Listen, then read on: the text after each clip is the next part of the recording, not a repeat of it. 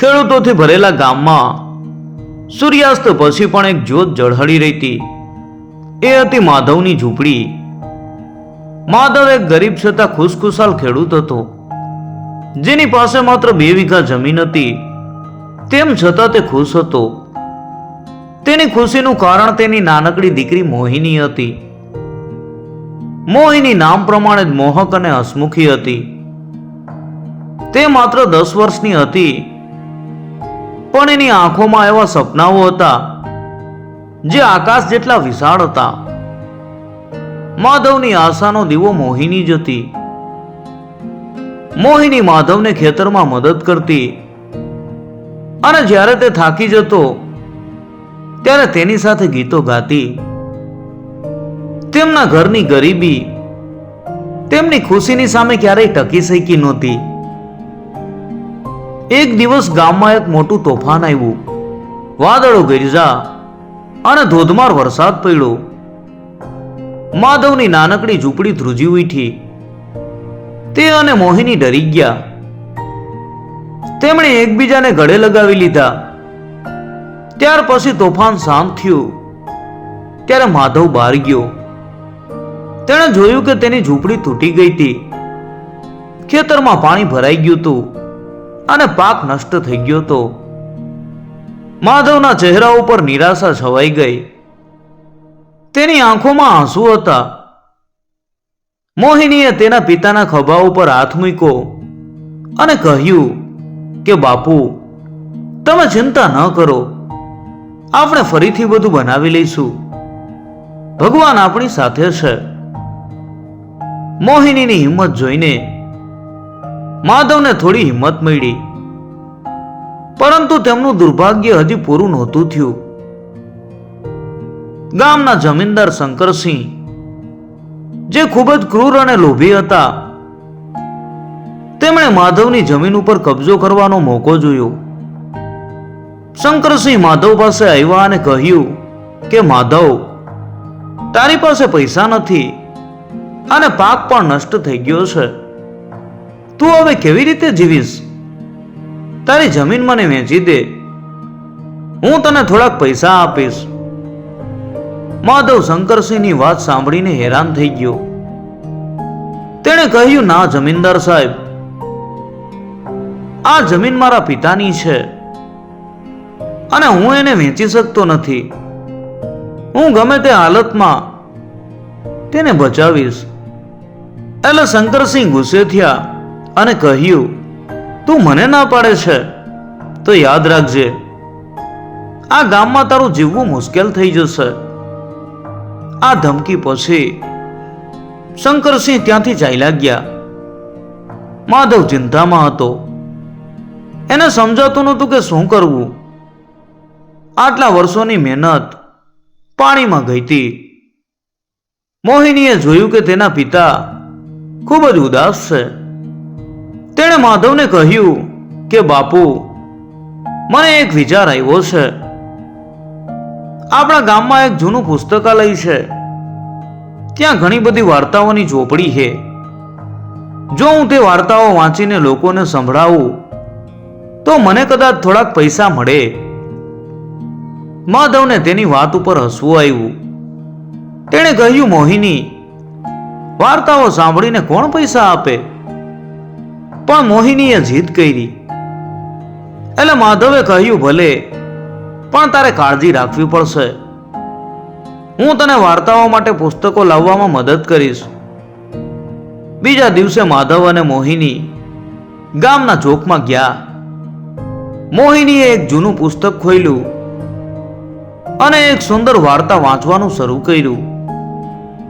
તેની વાર્તા કહેવાની રીત એટલી સરસ હતી કે લોકો આકર્ષાઈને તેની પાસે આવ્યા. જેમ જેમ તે વાર્તા કહેતી ગઈ, લોકો તેનામાં વધુ ને વધુ રસ લેવા લાગ્યા. વાર્તા પૂરી થઈ ત્યારે બધાએ તાળીઓ પાડી. એક વ્યક્તિએ મોહિનીને થોડાક પૈસા આપ્યા. માધવ અને મોહિની ખુશ થઈ ગયા. આ વાર્તાથી તેમને એક નવી આશા મળી હતી. માધવે મોહિનીને ગળે લગાવી અને કહ્યું, મારી દીકરી, તું ખરેખર ખૂબ જ હોશિયાર છે. હવે આપણે શંકરસિંહનો સામનો કરી શકશું. મોહિનીની વાર્તાઓ ગામમાં પ્રખ્યાત થવા લાગી. દરરોજ સાંજે ગામના ચોકમાં ભીડ જમા થતી. બાળકોથી માંડીને વડીલો સુધી બધા મોહિનીની વાર્તાઓ સાંભળવા આવતા.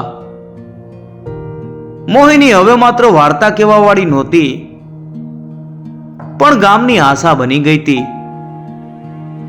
તે જે પૈસા કમાતી તેનાથી માધવ ધીમે ધીમે ખેતરમાં ફરી કામ શરૂ કરતો. તોફાન પછીની નિરાશામાંથી બહાર નીકળીને માધવ ફરીથી મહેનત કરવા લાગ્યો હતો. મોહિનીની વાર્તાઓએ માત્ર તેમના ઘરની જ નહીં પણ આખા ગામની નિરાશા દૂર કરી હતી. શંકરસિંહને આ વાત ગમી નહીં. તેને લાગ્યું કે જો માધવ પૈસા કમાશે તો તે તેની જમીન ક્યારેય વેચશે નહીં. શંકરસિંહને મોહિનીની ઈર્ષા થવા લાગી. તેણે વિચાર્યું કે માધવને રોકવા માટે કંઈક કરવું પડશે. એક દિવસ શંકરસિંહ મોહિનીની વાર્તા સાંભળવા આવ્યા. મોહિની એક રાજા અને પ્રજાની વાર્તા સંભળાવતી હતી, જેમાં રાજા અત્યાચારી હતો.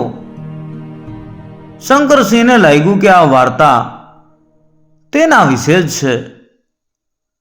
તેણે ગુસ્સે થઈને મોહિનીને ટોકી અને કહ્યું, તારામાં હિંમત છે કે તું મારી વિરુદ્ધ વાર્તાઓ કહે?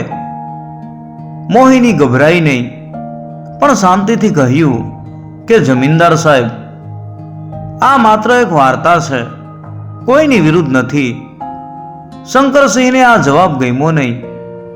તેણે મોહિની અને માધવને ધમકી આપી કે જો તેઓ ફરીથી વાર્તાઓ કહેશે તો તેમને ગામમાંથી કાઢી મૂકવામાં આવશે. અને માધવ ડરી ગયો.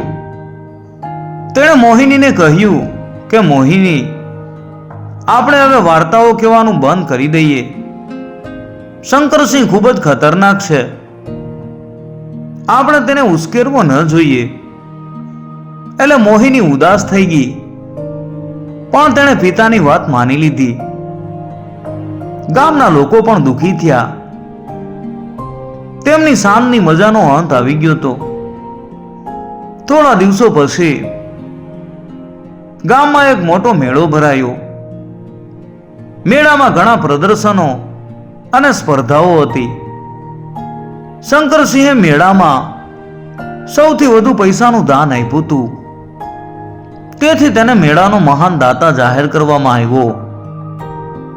આ વાતથી તે ખૂબ ખુશ હતો.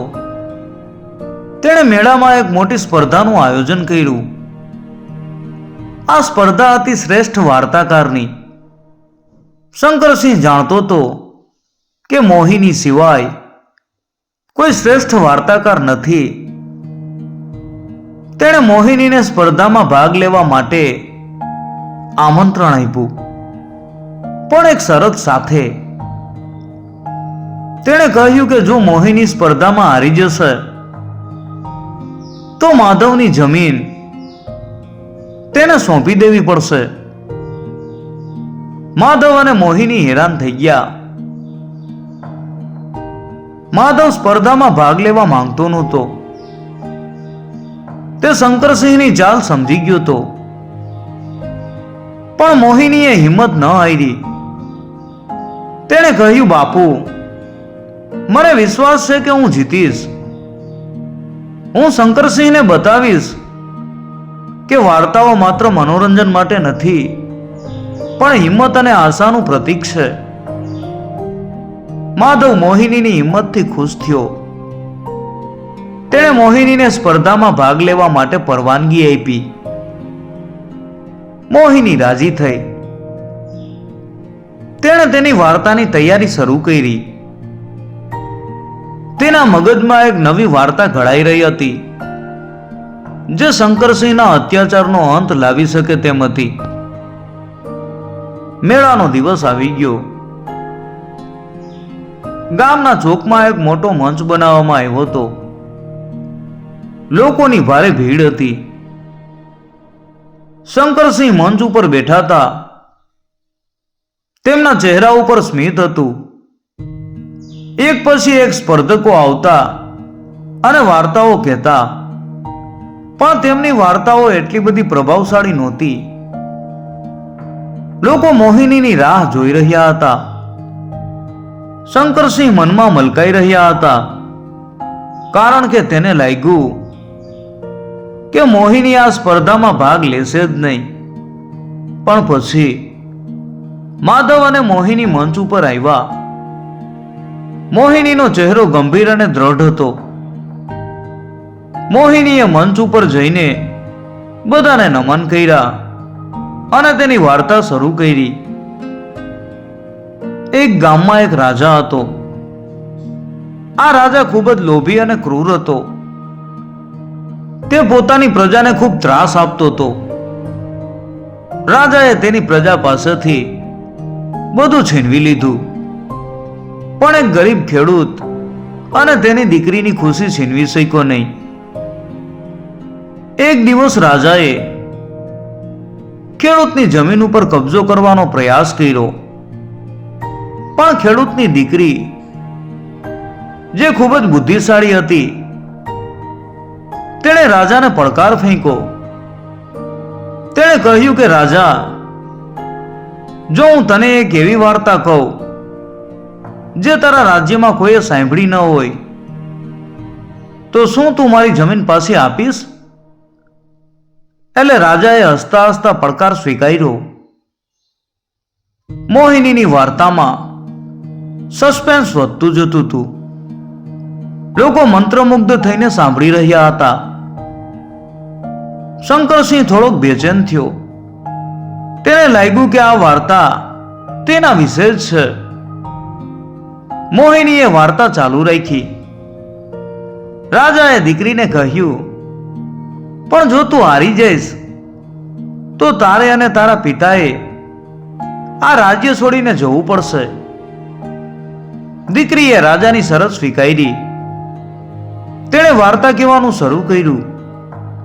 એક જાદુઈ પોપટ હતો જે ભવિષ્ય જોઈ શકતો હતો. એક દિવસ પોપટે રાજાને કહ્યું કે જો રાજા કોઈ ગરીબનું ઘર તોડશો તો તેના માથા ઉપર આકાશમાંથી એક મોટો પથ્થર પડશે. રાજા ડરી ગયા, પરંતુ પોપટે કહ્યું કે પથ્થર ફક્ત એ જ રાજા ઉપર પડશે જે અત્યાચાર કરે છે. પોપટની વાત સાંભળીને રાજાએ ગરીબોને મદદ કરવાનું શરૂ કર્યું અને તે એક સારો રાજા બની ગયો. વાર્તા પૂરી થઈ. લોકોએ જોરદાર તાળીઓ પાડી. શંકરસિંહનો ચહેરો ગુસ્સાથી લાલ થઈ ગયો હતો. તે સમજી ગયો કે મોહિનીએ તેને જ આ વાર્તા દ્વારા ચેતવણી આપી છે. તેને ગુસ્સો આવ્યો, પણ તે જાહેર મંચ ઉપર કંઈ કહી શક્યો નહીં. શંકરસિંહની આબરૂનો સવાલ હતો. તેણે ગુસ્સે થઈને મોહિનીને કહ્યું, તું જીતી ગઈ છે. તારી વાર્તા ખરેખર શ્રેષ્ઠ હતી. હું તારી જમીન પાછી આપું છું. શંકરસિંહ આ શબ્દો બોલતા હતા ત્યારે તેનો અવાજ ધ્રુજતો હતો. મોહિની અને માધવ ખુશ થઈ ગયા. ગામના લોકો ખુશીથી નાચવા માંડ્યા. મોહિનીની હિંમત અને બુદ્ધિથી તેઓએ શંકરસિંહને હરાવ્યો હતો. શંકરસિંહ હાર માને એવો નહોતો. તે બદલો લેવા માટે કાવતરું ઘડી રહ્યો હતો. તે ગુસ્સામાં હતો અને મોહિનીની બુદ્ધિની ઈર્ષા કરતો હતો. તેણે નિર્ણય કર્યો કે કોઈ પણ રીતે તે માધવની જમીન લઈ લેશે અને મોહિનીને પાઠ ભણાવશે. એક દિવસ શંકરસિંહે રાજા પ્રતાપસિંહને મળવા માટે દરબારમાં જવાનો નિર્ણય કર્યો. પ્રતાપસિંહ સ્વભાવે ધૂની અને તરંગી હતા, જેમ કે અગાઉની વાર્તામાં હતું. શંકરસિંહ જાણતો હતો કે રાજાને ખુશ કરવા માટે કોઈ અનોખી વાત કરવી પડશે. તે રાજા પાસે ગયો અને કહ્યું કે મહારાજ, મારા ગામમાં એક નાનકડી છોકરી છે જેનું નામ મોહિની છે. તે ખૂબ જ હોશિયાર છે અને વાર્તાઓ કહેવામાં ખૂબ જ કુશળ છે. તે એટલી ચતુર છે કે તે તમારા મનની વાત પણ જાણી શકે છે. રાજા પ્રતાપસિંહ શંકરસિંહની વાત સાંભળીને નવાઈ પામ્યા. તેમને યાદ આવ્યું કે થોડા સમય પહેલા એક ગરીબ ખેડૂતની દીકરી ચંપાએ પણ આવી જ ચતુરાઈ બતાવી હતી. તેમણે કહ્યું, શું તું ચંપાની વાત કરી રહ્યો છે? એટલે શંકરસિંહે જવાબ આપ્યો, ના મહારાજ, આ બીજી એક છોકરી છે જેનું નામ મોહિની છે. તેની બુદ્ધિ ચંપા કરતા પણ વધારે છે. રાજાને આ વાત સાંભળીને થોડોક ગુસ્સો આવ્યો. તેમને લાગ્યું કે શંકરસિંહ જૂઠું બોલી રહ્યો છે. રાજાએ શંકરસિંહને કહ્યું, જો તારી આ વાત સાચી હશે તો હું તને ઇનામ આપીશ, પણ જો ખોટી હશે તો તને જેલની સજા થશે. શંકરસિંહે હિંમતભેર કહ્યું, મહારાજ, મારી વાત સાચી છે. તમે મોહિનીની પરીક્ષા લઈ શકો છો. રાજાએ મોહિનીને દરબારમાં બોલાવી. મોહિની અને માધવ ગભરાઈને દરબારમાં ગયા. રાજાએ મોહિનીને કહ્યું, મેં સાંભળ્યું છે કે તું ખૂબ ચતુર છે અને મારા મનની વાત જાણી શકે છે. તારે મારી પરીક્ષા પાસ કરવી પડશે. જો તું પાસ થઈશ તો હું તને ઇનામ આપીશ, પણ જો નિષ્ફળ થઈશ તો તને અને તારા પિતાને સજા થશે. એટલે માધવ ગભરાઈ ગયો, પણ મોહિનીએ હિંમત રાખી. તેણે રાજાને પૂછ્યું કે મહારાજ, મારી પરીક્ષા શું છે? એટલે રાજાએ તેની સામે એક જૂનો, કાળો અને કાણાવાળો લોખંડનો પતરો મૂક્યો અને કહ્યું, આ પતરાનો ઉપયોગ ક્યાં થાય છે તે મારે જાણવું છે. આ પતરામાં શું ખામી છે અને તેનો ઉપયોગ કેવી રીતે કરવો તે તારે કહેવું પડશે. રાજાએ વિચાર્યું કે આ એક અશક્ય પ્રશ્ન છે અને મોહિની ચોક્કસપણે હારી જશે. મોહિનીએ પતરાને ધ્યાનથી જોયું. તેને યાદ આવ્યું કે નાનપણમાં તેના દાદાએ એકવાર તેને આવા પતરા વિશે કહ્યું હતું.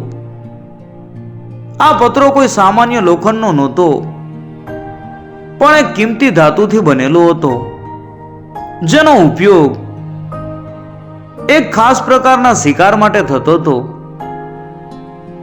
મોહિનીએ રાજાની સામે જોઈને કહ્યું, મહારાજ, આ પત્રો એક જાદુઈ પત્રો છે. તે ક્યારેય તૂટતો નથી. તેના ઉપરના કાણા તેને હળવો બનાવે છે. આ પતરાનો ઉપયોગ એક ખાસ પ્રકારના શિકાર માટે થાય છે. આ પતરાને સૈનિકો દ્વારા એક ઝાડ ઉપર બાંધવામાં આવે છે અને જ્યારે શિકાર તેના ઉપર બેસે છે ત્યારે તે પકડાઈ જાય છે. આ પતરામાં કોઈ ખામી નથી, પણ તેના ઉપર થોડો કાટ લાગી ગયો છે, જેને સાફ કરવાની જરૂર છે. રાજા મોહિનીની વાત સાંભળીને આશ્ચર્ય પામ્યા. તેમણે મોહિનીને કહ્યું, તું સાચી છે, પણ મને કેવી રીતે ખબર પડશે કે આ પતરાનો ઉપયોગ શિકાર માટે જ થાય છે અને તું મને તેનો યોગ્ય ઉપયોગ બતાવી શકે છે?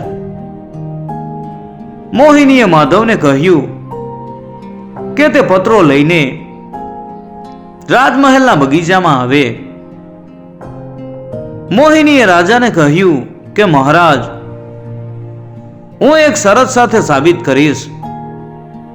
જો હું સાબિત કરીશ તો તમે મારા પિતાની જમીનનો કર માફ કરશો અને શંકરસિંહને સજા આપશો, જેણે અમારા ઉપર ખોટો આરોપ લગાવ્યો હતો. એટલે રાજાએ હસીને કહ્યું કે ભલે, હું તારી શરત સ્વીકારું છું. મોહિનીએ રાજાની શરત સ્વીકારી. માધવ અને મોહિની રાજમહેલના બગીચામાં ગયા. બગીચામાં એક મોટું વડનું ઝાડ હતું. મોહિનીએ રાજાના સૈનિકોને પતરાને ઝાડની ઉપરની ડાળી ઉપર બાંધવા કહ્યું. સૈનિકોએ પતરાને ઝાડ ઉપર બાંધ્યો. મોહિનીએ પછી રાજાને કહ્યું કે મહારાજ, હવે તમારે થોડી ધીરજ રાખવી પડશે. થોડા સમયમાં તમને ખબર પડશે કે આ પત્રો શું કામ કરે છે. રાજા અને દરબારીઓ ઉત્સુકતાથી જોઈ રહ્યા હતા. થોડા સમય પછી એક પોપટ તે ઝાડ ઉપર આવ્યો. પોપટે પતરાને જોયું, પણ તે ડર્યો નહીં. તે પતરા ઉપર બેઠો અને રમવા લાગ્યો. મોહિનીએ રાજાને કહ્યું કે મહારાજ, આ પત્રો પોપટ માટે એક રમત છે, પણ આ એક સામાન્ય પત્રો નથી. આ પતરામાં એક ખાસ સુગંધ છે જે માત્ર શિકારી પ્રાણીઓને જ આકર્ષે છે. એટલે રાજા હસવા લાગ્યો. એને લાગ્યું કે મોહિની ખોટું બોલી રહી છે. એટલે રાજાએ કહ્યું કે મને વિશ્વાસ નથી આવતો, આ માત્ર એક જૂનો પત્રો છે. એટલે મોહિનીએ કહ્યું કે મહારાજ, હું સાબિત કરી દઈશ. તેણીએ સૈનિકોને વડના ઝાડની નજીક જમીન ખોદવા કહ્યું. જ્યારે સૈનિકોએ ખોદવાનું શરૂ કર્યું ત્યારે તેઓને જમીનની અંદરથી એક પ્રાચીન શિકારી સાધન મળ્યું. આ સાધન કાળું અને કાટવાળું હતું, પણ તે પતરા સાથે જોડાયેલું હતું. એટલે મોહિનીએ કહ્યું કે મહારાજ, આ શિકારી સાધન આ પતરા સાથે જોડાયેલું છે. આ પતરાનો ઉપયોગ ફક્ત પ્રાચીન કાળમાં થતો હતો, જ્યારે શિકાર કરવા માટે કોઈ બીજા સાધન નહોતા. આ પતરામાં એક ખાસ પ્રકારનું ઝેર પણ હતું. એટલે રાજા મોહિનીની બુદ્ધિથી ખૂબ જ પ્રભાવિત થયા. તેમણે ક્યારેય આવું વિચાર્યું પણ નહોતું. એટલે તેમણે મોહિનીને કહ્યું કે મોહિની, તું ખરેખર ખૂબ જ હોશિયાર છે. તું મારી પરીક્ષામાં પાસ થઈ ગઈ છે. રાજાએ મોહિનીની પ્રશંસા કરી અને તેને એક મોટું ઇનામ આપ્યું. તેણે માધવની જમીનનો કર માફ કરી દીધો. રાજાએ શંકરસિંહને બોલાવ્યો અને કહ્યું કે શંકરસિંહ, તારો ઈરાદો ખોટો હતો.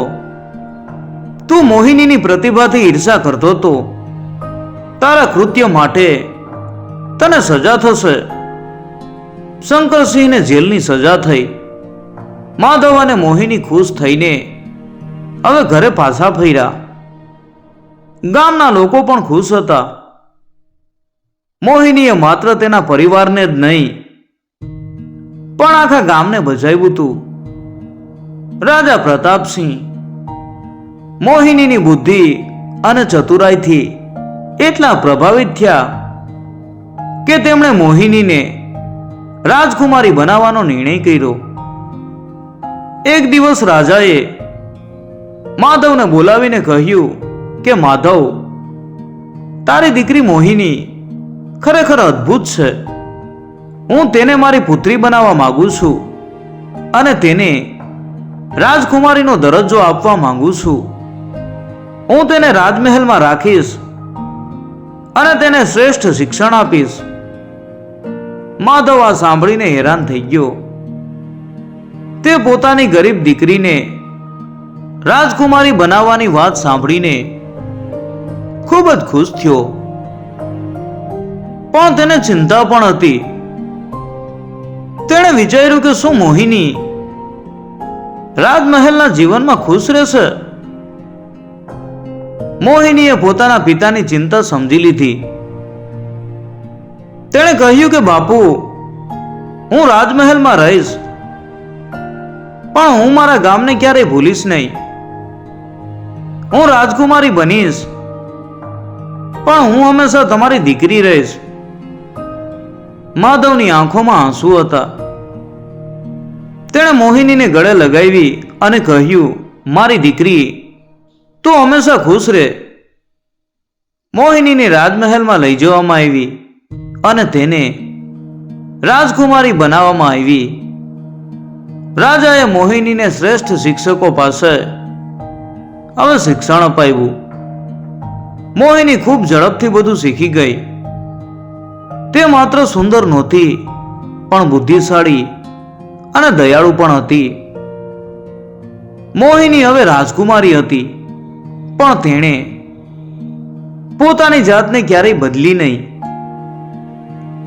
તે હંમેશા ગરીબોને મદદ કરતી. તેણે રાજાને સૂચન કર્યું કે ગામમાં એક નવું પુસ્તકાલય બનાવવામાં આવે, જ્યાં બધા બાળકોને મફતમાં શિક્ષણ મળે. રાજાએ મોહિનીની વાત માની લીધી. આખા રાજ્યમાં પુસ્તકાલયો ખોલવામાં આવ્યા. મોહિનીની બુદ્ધિથી રાજ્યમાં ઘણી પ્રગતિ થઈ. રાજા પણ તેના નિર્ણયોમાં મોહિનીની સલાહ લેવા લાગ્યા. એક દિવસ રાજાએ મોહિનીને પૂછ્યું કે મોહિની, તું આટલી બુદ્ધિશાળી કેવી રીતે બની? એટલે મોહિનીએ હસીને જવાબ આપ્યો કે મહારાજ, મારા પિતાની મહેનત અને મારી માતાની વાર્તાઓથી મારા પિતાએ મને શીખવ્યું કે મહેનતથી કોઈ પણ મુશ્કેલીને હરાવી શકાય છે, અને મારી માતાએ મને શીખવ્યું કે વાર્તાઓ માત્ર મનોરંજન માટે નથી, પણ જ્ઞાન અને બુદ્ધિનો સ્ત્રોત છે. મારી માતાની વાર્તાઓમાંથી મને ખબર પડી કે ન્યાય અને અન્યાય વચ્ચે શું ફરક છે. રાજા મોહિનીની વાત સાંભળીને ખૂબ ખુશ થયા. તેમણે કહ્યું, મોહિની, હું ભાગ્યશાળી છું કે તું મારી દીકરી છે.